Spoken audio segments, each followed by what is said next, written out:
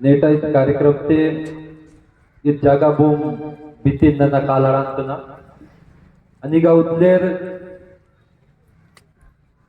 सगा बिरादरतोन अन हुडले हुडला वाले माने कुर्बी नना सेवा जोहार की अंतना अन कालारांतना नना सावित्रीबाई फुले जयपाल सिंह मुंडा की ओना पोतले थे मार इगा उदित पता पता में मार रहा बोर बोर कुंतर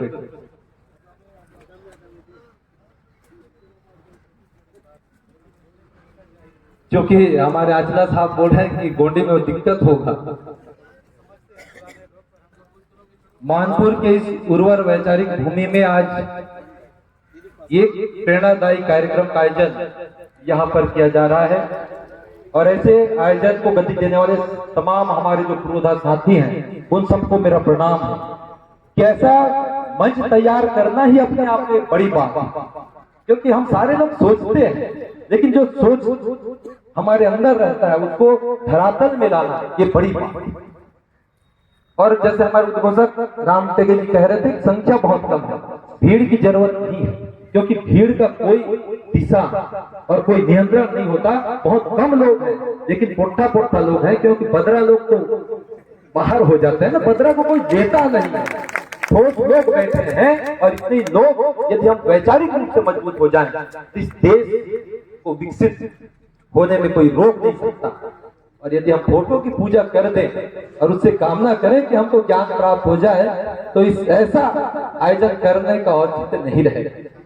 हमको समझना होगा कि भारत में यदि हम विश्व गुरु बनाना चाहते हैं तो कैसे बनाएं। संविधान की बात आप सब ने कही यहाँ पर, उस संविधान को हमको पढ़ना चाहिए, पहला शब्द पढ़ना चाहिए हम सारे लोगों को। क्या कहा है उसमें? हम भारत के लोग। बहुत प्यारा सा और बहुत प्रेरणादायी शब्द है। अगर आप प्रस्तावना नहीं पढ़े हैं तो आपका जीवन सफल नहीं होगा। संविधान का पहला शब्द पढ़िए, उसमें बहुत प्यारा शब्द लिखा है। और मैं तो बहुत ऊर्जा से ओतप्रोत हो जाता हूँ जब भी ये सुनता हूँ, कहता हूँ कि हम भारत के लोग, भारत को एक संपूर्ण प्रभुत्व संपन्न, इतना ही बोलना है आपको, उसके बाद तो अपने आप सारा चीज हो जाएगा। लेकिन उस लाइन को तो आप समझे कि जहां पर हम सारे लोगों को ये होने की बात कही गई है, हम सारे लोग मिलकर इस भारत को मजबूत बनाएंगे, विश्व गुरु के शिखर पर ले जाएंगे। लेकिन कैसे? जब हम संविधान के भाग 4 को पढ़ेंगे जिसमें कहा गया है कि हमारे अंदर वैज्ञानिक सोच होने चाहिए। आप तो राफेल में नींबू और मिर्च बांध रहे हैं, हो जाएगा? ये वैज्ञानिक सोच नहीं है। आपके अंदर वैज्ञानिक सोच होना चाहिए, आपके अंदर तर्कशीलता होना चाहिए, तभी हम इस देश के लिए कुछ कर पाएंगे। अपने अपने जाति, अपने अपने समाज के लिए हम सारे लोग करते हैं, लेकिन जिस दिन हम भारत के लिए सोचना प्रारंभ कर देंगे उस दिन हम कुछ कर पाएंगे। आप सब लोग जानते हैं, और अभी रमसीला दुग्गा जी का सम्मान यहाँ पर आईपीएस अधिकारी आदरणीय आचला जी के हाथों से किया गया, ये भी बड़ी बात है। और उससे बड़ी बात ये कि एक मातृशक्ति जो राष्ट्रीय स्तर में प्रतिनिधित्व की है कबड्डी, कैसे संभव हुआ? क्योंकि आपको पहले पढ़ने का अधिकार नहीं था, घर से बाहर निकलने का अधिकार नहीं था, बात करने का अधिकार नहीं था, आपके कमर पर तो घूंघट लटका हुआ रहता था। और ऐसे समय में किसी नारी ने यदि आपको पढ़ने के लिए प्रेरित किया तो उनके संघर्षों से, उनके जीवन के आदर्श से हम सबको सीखने की जरूरत है। सिर्फ जयंती मना लेने से कुछ होने वाला नहीं है। संतोषी ठाकुर जी ने बहुत अच्छी बात कही कि उनके ऊपर कितना कचरा फेंका जाता था, मल फेंका जाता था, उसके बाद भी उनका हिम्मत देखिए।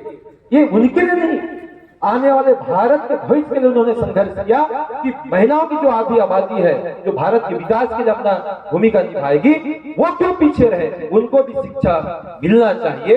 ये बड़ा सोच को नमन करना चाहिए, उनसे सीख लेना चाहिए। और आज आपके पास सारा सुविधा है,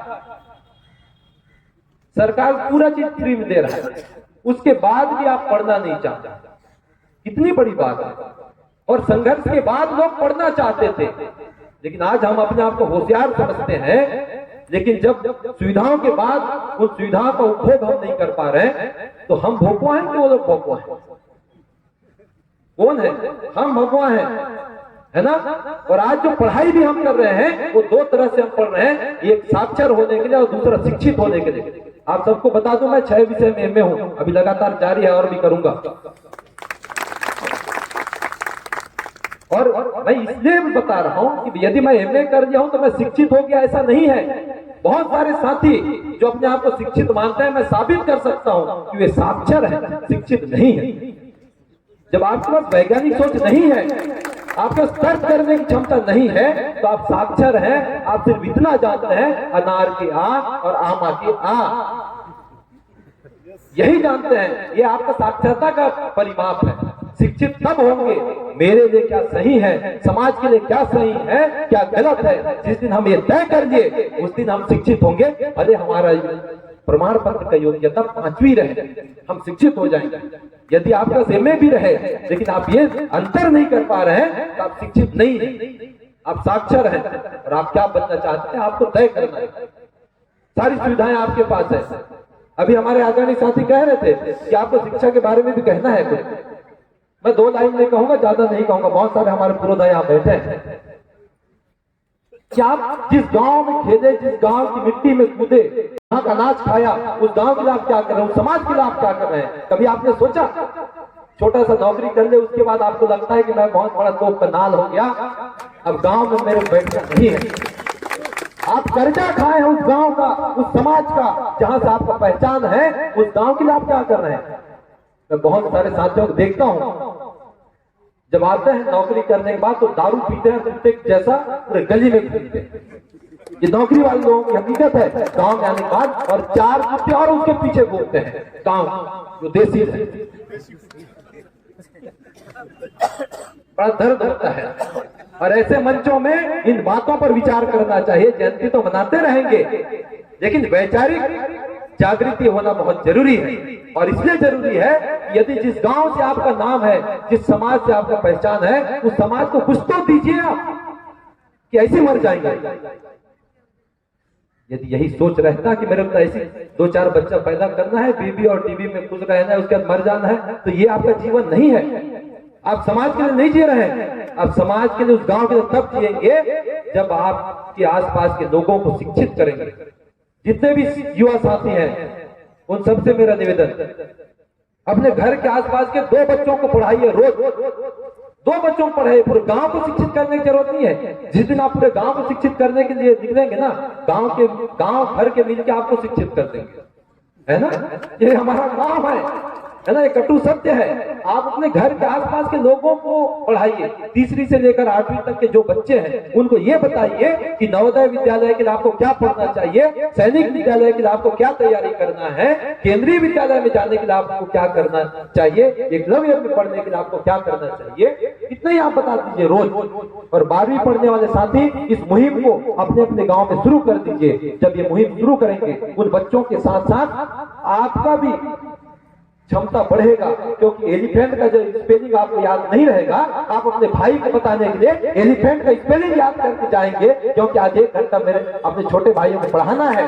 गणित का सूत्र और समीकरण याद करके जाएंगे, क्योंकि मेरे छोटे भाई को मेरे पढ़ाना है। क्योंकि उसके सामने आपका नंबर कटना थोड़ी है कि कटेगा। छोटे भाई के सामने बेइज्जत तो नहीं होना है। तो आप ऐसी तैयारी करके जाएंगे तो आप जो प्रतियोगी परीक्षा तैयार या उसकी तैयारी करना चाहते हैं अपने आप हो जाएगा। आपको कुछ करने की जरूरत नहीं, सिर्फ आप पढ़ाइए जुनून के साथ, बाकी और कुछ नहीं करना है। शराब पर बोलना मेरा कर्तव्य है। लगातार मैं 2008-9 से इस मुहिम में लगा हूं। आप शराब पीजिए, कोई दिक्कत नहीं। मैंने अभी एक मांग किया कि सरकारी शराब दुकान में जो शराब बेची जा रही है उसका रसीद दिया जाना चाहिए ग्राहक को। जब बाकी चीजों को दे रहे हो भाई, शराब को क्यों नहीं दे रहे हो? हमारे पुलिस वाले भाई लोग 4 बियर को भी पकड़ लेंगे। हम बियर बिल दिखाएंगे रोड में, नहीं दिखाएंगे क्या? अरे आप क्यों चोरी कर रहे हो भाई? सरकारी दुकान है, सरकारी बिल हमको मिलना चाहिए, राजस्व की प्राप्ति हो रही है, पीना चाहिए। मैं तो ये बोल रहा हूं। लेकिन कितना पीना चाहिए, कैसे पीना चाहिए, कहां पीना चाहिए और कब पीना चाहिए, इस बात का निर्धारण आपको करना है। और मैं ये नहीं कह रहा हूं कि हमारे युवा साथी पिए, इसलिए नहीं पीना है क्योंकि आप यदि दारू पिएंगे तो आने वाला हमारा जो भविष्य है खोखला हो जाएगा। आप में विचार करने की क्षमता नहीं होगी, तर्क करने की क्षमता आपके अंदर नहीं होगा, आपका विवेक शून्य हो जाएगा। और एक चीज, जिस दिन आप बूढ़े हो जाएंगे और आपका बेटा दारू पी के इसी मानपुर के गली में कुत्ते के जैसे घूमेगा, उस दिन का दर्द आप महसूस कीजिए कि आपका जवान बेटा जब ऐसा करेगा, जब आज आपके जवानी में, तब कैसे लगेगा। इसी बात को आप गांठ बांध लीजिए, आप सुधर जाएंगे। बहुत बहुत धन्यवाद।